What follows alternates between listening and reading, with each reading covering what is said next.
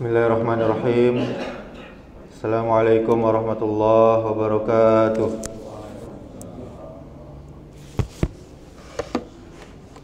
Alhamdulillahi rabbil alamin, wal aqibatu lil muttaqin, wala udwana illa 'alal zalimin. Asyhadu an la ilaha illallah wahdahu la syarikalah, wa asyhadu anna Muhammadan abduhu wa rasuluh, amma ba'du.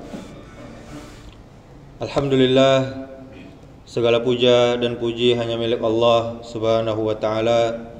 Kita memujinya, kita bersyukur kepadanya di subuh hari yang penuh berkah ini. Kita masih bisa menjalankan perintahnya, yaitu sholat subuh berjamaah, dan kita lanjutkan dengan belajar agama. Kemudian salawat serta salam semoga selalu tercurahkan untuk junjungan kita, suri tauladan kita, Nabi Muhammad sallallahu alaihi wasallam. Allahumma salli wa sallim wa barik ala Muhammadin wa ala alihi wa ashabihi ajma'in. Mudah-mudahan salawat kita bersambung kepada keluarga Nabi, kepada sahabat Nabi, dan juga kepada orang-orang yang mengikuti sunnahnya sampai hari kiamat. Kaum muslimin, kaum muslimat, jamaah salat subuh yang dimuliakan Allah Subhanahu wa ta'ala. Allah Subhanahu wa ta'ala telah berfirman di surat yang pendek, hanya 3 ayat. Bismillahirrahmanirrahim. Wal 'asr innal insana lafi khusr illa allazina amanu wa 'amilus solihat wa tawasaw bil haqqi wa tawasaw bis sabr. Demi masa, ini Allah bersumpah, sesungguhnya manusia itu benar-benar di dalam kerugian, kecuali orang-orang yang beriman dan beramal soleh, dan saling menasihati supaya mentaati kebenaran, dan saling menasihati supaya menetapi kesabaran. Bapak Ibu kaum muslimin, kaum muslimat, jamaah salat subuh yang dimuliakan Allah Subhanahu wa ta'ala. Surah Al-Asr tergolong surah Makkiyah menurut mayoritas mufassir, ahli tafsir, yang diturunkan setelah surah Alam Nashrah dan sebelum surah Al-Adiyat. Surah Al-Asr terdiri dari 3 ayat, 14 kata dan 68 huruf. Secara umum, surah Al-Asr mencakup penjelasan siapa yang tergolong sebagai orang-orang yang beruntung dan siapa saja orang-orang yang merugi.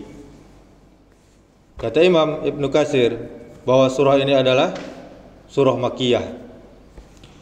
Kemudian surah Al-Asr merupakan sebuah surah di dalam Al-Quran yang banyak dihafal oleh kaum muslimin karena pendek dan karena mudah. Namun sayangnya sangat sedikit di antara kaum muslimin yang dapat memahaminya. Padahal meskipun surah ini pendek, akan tetapi memiliki kandungan makna yang sangat dalam. Sampai-sampai Imam Syafi'i berkata, seandainya setiap manusia merenungkan surah ini, niscaya hal itu akan mencukupi untuk mereka. Dalam kitab Tafsir Ibnu Katsir juz 8 halaman 499. Kemudian Syekh Shalih Al-Utsaimin berkata, maksud perkataan Imam Syafi'i adalah surah ini telah cukup bagi manusia untuk mendorong mereka supaya memegang teguh agama Allah. Dengan apa? Dengan cara beriman, dengan cara beramal soleh, kemudian berdakwah, menyampaikan agama Allah ini. Kemudian setelah itu bersabar. Beliau tidak bermaksud bahwa manusia cukup merenungkan surah ini tanpa mengamalkan seluruh syariat. Karena seorang yang berakal apabila mendengar atau membaca surah ini, maka dia pasti akan berusaha untuk membebaskan dirinya dari kerugian dengan cara menghiasi dirinya dengan 4 kriteria yang disebutkan dalam surah ini, yaitu beriman, beramal soleh, saling menasihati agar menegakkan kebenaran, dan saling menasihati agar sabar. Di dalam kitab Syarah Salasatul Usul. Kaum muslimin, kaum muslimat, jamaah salat subuh yang dirahmati Allah Subhanahu wa taala.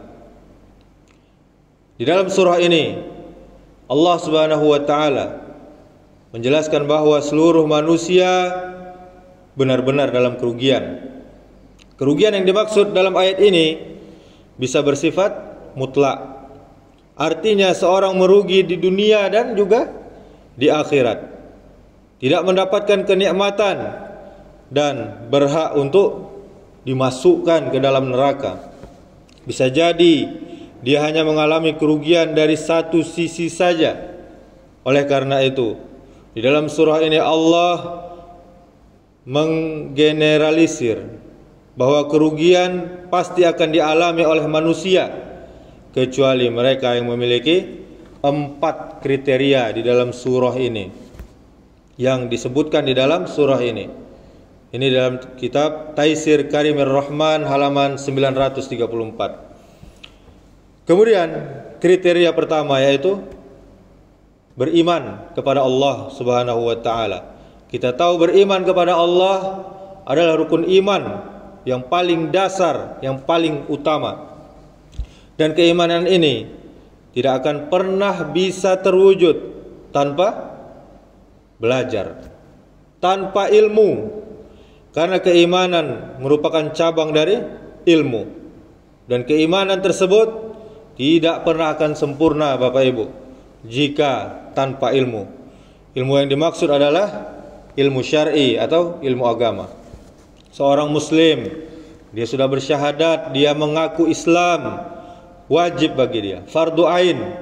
Sebagaimana kita melaksanakan sholat 5 waktu, fardu ain masing-masing untuk mempelajari setiap ilmu yang dia butuhkan oleh seorang mukallaf dalam berbagai permasalahan agamanya, seperti prinsip keimanan dan syariat-syariat Islam, ilmu tentang hal-hal yang wajib dia jauhi berupa hal-hal yang Allah haramkan kepadanya, apa yang dia butuhkan dalam muamalah dan lain sebagainya.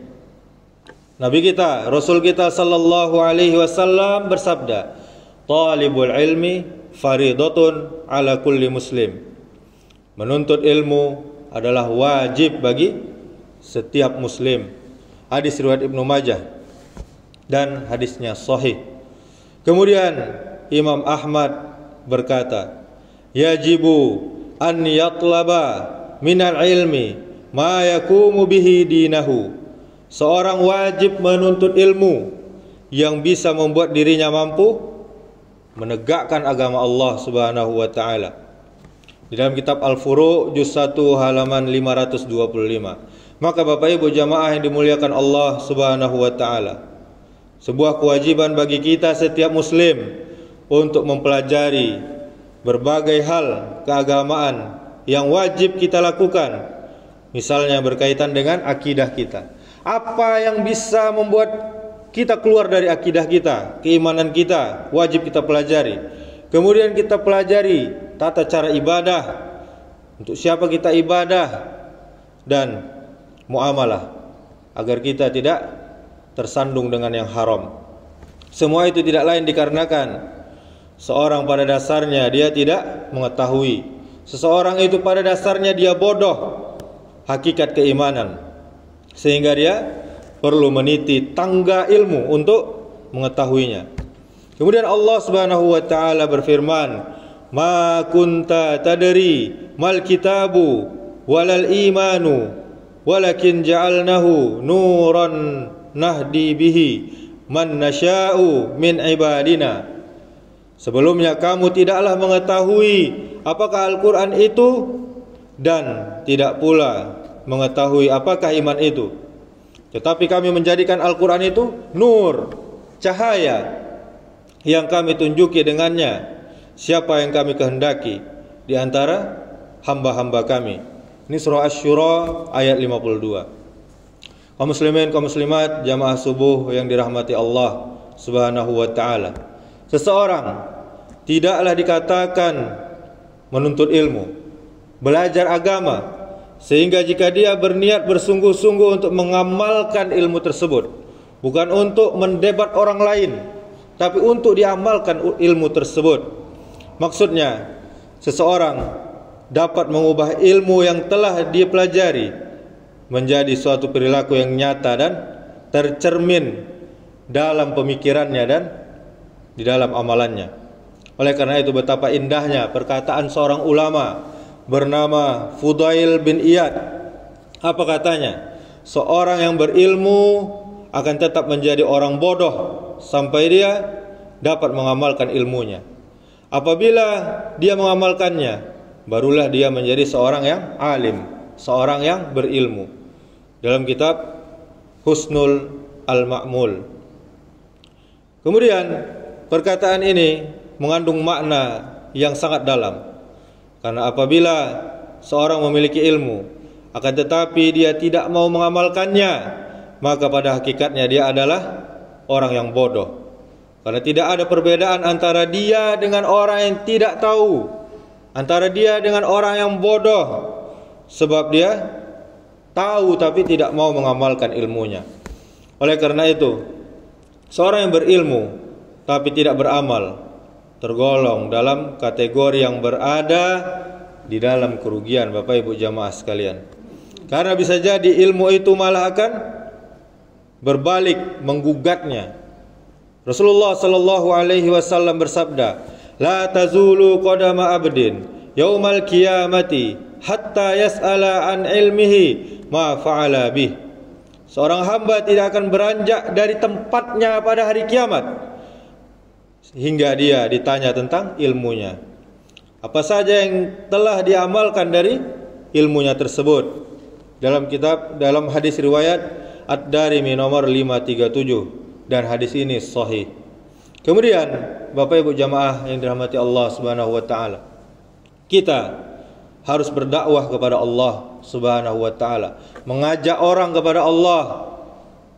Berdakwah, mengajak manusia kepada Allah adalah tugas para rasul dan merupakan jalan orang-orang yang mengikuti jejak mereka dengan baik. Sebagaimana firman Allah, katakanlah ini jalanku, jalan agamaku, aku dan orang-orang yang mengikutiku, mengajak kamu kepada Allah dengan hujjah, dengan dalil yang nyata. Maha suci Allah, dan aku tidak termasuk orang-orang yang musyrik. Di dalam surah Yusuf ayat 108. Kemudian Bapak Ibu, jangan kita tanya mengenai keutamaan berdakwah ke jalan Allah, karena Allah Subhanahu wa taala telah berfirman, "Wa man ahsanu qawlan mimman da'a ila Allahi wa amila shalihan wa qala innani minal muslimin." Siapakah yang lebih baik perkataannya daripada orang yang menyeru kepada Allah, mengerjakan amal soleh, dan berkata, sesungguhnya aku termasuk orang-orang yang berserah diri, orang-orang Islam. Quran surah Fussilat ayat 33. Kemudian Bapak Ibu, Rasul kita sallallahu alaihi wasallam juga bersabda, "Fa wallahi la an yuhda bika rajulu wahidun khairun laka min humrin na'im." Demi Allah, sungguh jika Allah memberikan petunjuk kepada seseorang dengan perantara dirimu, itu lebih baik bagimu daripada unta merah. Kita tahu harga unta merah di Arab sana sangatlah mahal. Hadis riwayat Bukhari nomor 2783. Oleh karena itu Bapak Ibu jamaah yang dimuliakan Allah Subhanahu wa taala, dengan kita merenungi firman Allah dan sabda Nabi tadi, seyogyanya seorang ketika telah mengetahui kebenaran, hendaklah dia berusaha untuk apa? Untuk menyelamatkan saudaranya dengan mengajak mereka untuk memahami dan melaksanakan agama Allah dengan sebaik-baiknya, dengan sebenar-benarnya. Maka sangat aneh jika di sana terdapat sekelompok orang-orang yang telah mengetahui Islam yang benar, namun mereka hanya sibuk dengan urusan pribadi masing-masing dan duduk manis tanpa sedikit pun memikirkan kewajiban dakwah yang sangat besar ini. Pada hakikatnya, orang yang lalai akan kewajiban berdakwah, dia masih berada di dalam kerugian, meskipun dia termasuk orang-orang yang berilmu dan mengamalkannya. Dia sudah berilmu, dia sudah mengamalkannya, tetapi dia belum menyebarkan ilmu tersebut. Dia masih berada di dalam kerugian, dikarenakan dia hanya mementingkan kebaikan diri sendiri. Dia egois. Dia tidak mau memikirkan bagaimana cara untuk mengentaskan umat dari jurang kebodohan terhadap agamanya. Dia tidak mau memikirkan bagaimana cara agar orang lain bisa paham, bisa melaksanakan ajaran Islam yang benar seperti dirinya, sehingga orang tidak peduli akan dakwah yang mulia ini. Dan dakwah adalah orang yang tidak mampu. Orang yang tidak mampu berdakwah adalah orang yang tidak mampu mengambil pelajaran dari sabda Rasulullah sallallahu alaihi wasallam, la yu'minu ahadakum hatta yuhibbu li akhihi ma yuhibbu li nafsihi. Tidak sempurna iman salah seorang di antara kalian sehingga dia senang apabila saudaranya memperoleh sesuatu yang juga dia senangi. Hadis riwayat Bukhari nomor 13. Bapak Ibu jamaah yang dirahmati Allah Subhanahu wa taala, jika kita merasa senang dengan hidayah yang Allah berikan kepada kita berupa nikmat mengenal Islam yang benar, maka salah satu ciri kesempurnaan Islam yang kita miliki adalah kita ikut andil di dalam kegiatan dakwah, seberapapun kecilnya Bapak Ibu sumbangsih yang kita berikan. Kemudian Bapak Ibu jamaah, kriteria yang keempat adalah bersabar.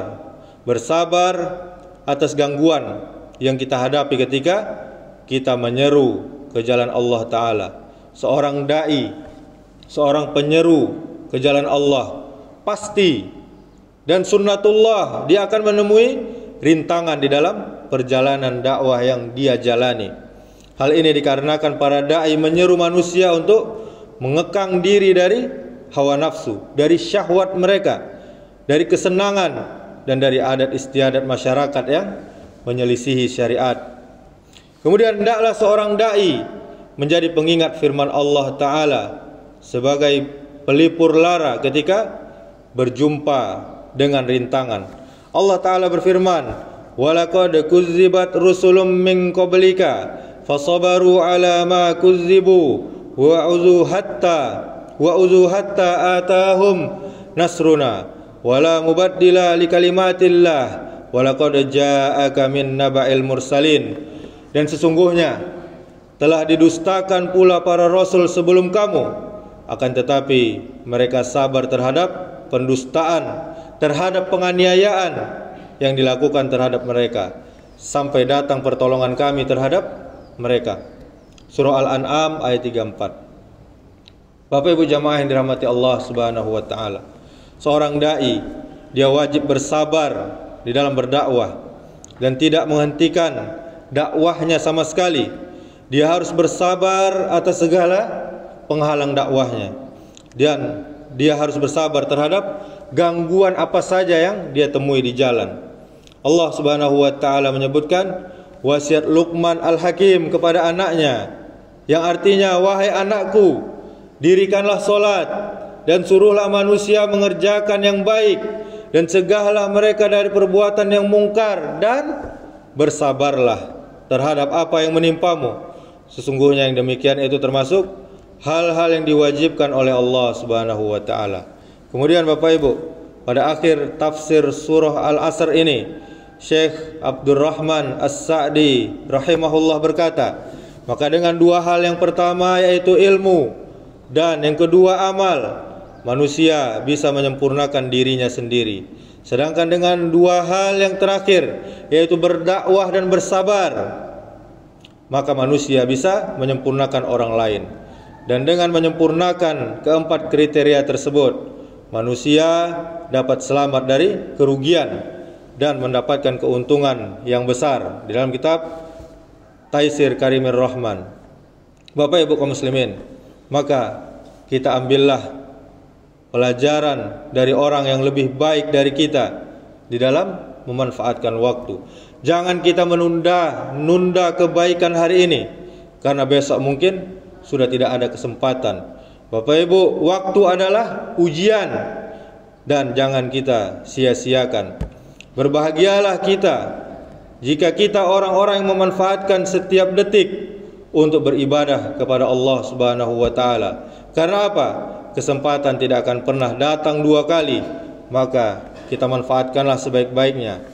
Jika kita Bapak Ibu tidak memanfaatkan waktu dengan sebaik-baiknya, maka waktu pula yang akan memanfaatkan kita dengan menghabisi kita dengan hal-hal yang tidak bermanfaat. Jangan kita menyesal Bapak Ibu di belakang waktu yang telah berlalu, tapi kita manfaatkanlah waktu yang ada di depan kita. Kita tingkatkan kualitas ibadah kita kepada Allah Subhanahu wa taala setiap harinya, karena waktu sama sekali tidak akan terulang. Semakin cepat kita sadar tentang pentingnya waktu, semakin besar pula nilainya bagi diri kita sendiri. Kehidupan Bapak Ibu adalah perjalanan yang singkat, maka kita manfaatkan waktu yang ada untuk menjadi orang yang lebih baik. Kita kerjakan segala amal kebaikan saat ini, karena besok belum tentu ada. Waktu adalah modal yang Allah berikan untuk hidup kita, maka kita pergunakanlah dengan bijak Bapak Ibu. Jangan kita terlena dengan kenikmatan dunia, karena waktu terus berjalan tanpa berhenti. Sebagai penutup Bapak Ibu, Islam mengajarkan pentingnya menghargai waktu dan menggunakan waktu dengan bijak. Mereka mengingatkan kita bahwa waktu adalah sebuah nikmat yang tidak bisa dikembalikan. Karena apa? Karena setiap detik yang kita lewatkan tidak akan pernah bisa kita ganti. Oleh karena itu, sangatlah penting bagi kita untuk menghargai setiap waktu yang telah Allah berikan untuk kita, dan kita gunakan waktu tersebut untuk beribadah, untuk kegiatan bermanfaat, dan meningkatkan diri kita dalam segala aspek kehidupan. Islam, agama yang mulia, juga mengajarkan kita tentang kesabaran dan kesadaran bahwa segala sesuatu memiliki waktu yang telah ditentukan. Setiap musibah, setiap cobaan, atau setiap kebahagiaan yang kita alami pasti memiliki waktu untuk datang dan untuk pergi. Oleh karena itu, kita harus bersabar di dalam menghadapinya, dan kita harus percaya bahwa setiap peristiwa yang terjadi dalam hidup kita adalah bagian dari rencana Allah Subhanahu wa taala. Waktu juga mengajarkan kita untuk tidak menunda-nunda atau melewatkan kesempatan yang ada, karena waktu yang kita miliki sangatlah berharga. Islam, agama yang mulia, juga mengajarkan kita tentang kesabaran dan kesadaran bahwa segala sesuatu memiliki waktu yang telah ditentukan sebagaimana kita sebutkan tadi. Demikianlah, semoga Allah Subhanahu wa taala memberikan kita taufik dan hidayahnya untuk menyempurnakan keempat hal ini: iman, amal soleh, menetapi kebenaran, dan menetapi kesabaran. Subhanakallahumma wa bihamdika asyhadu an la ilaha illa anta astaghfiruka wa atubu ilaik. Assalamualaikum warahmatullahi wabarakatuh.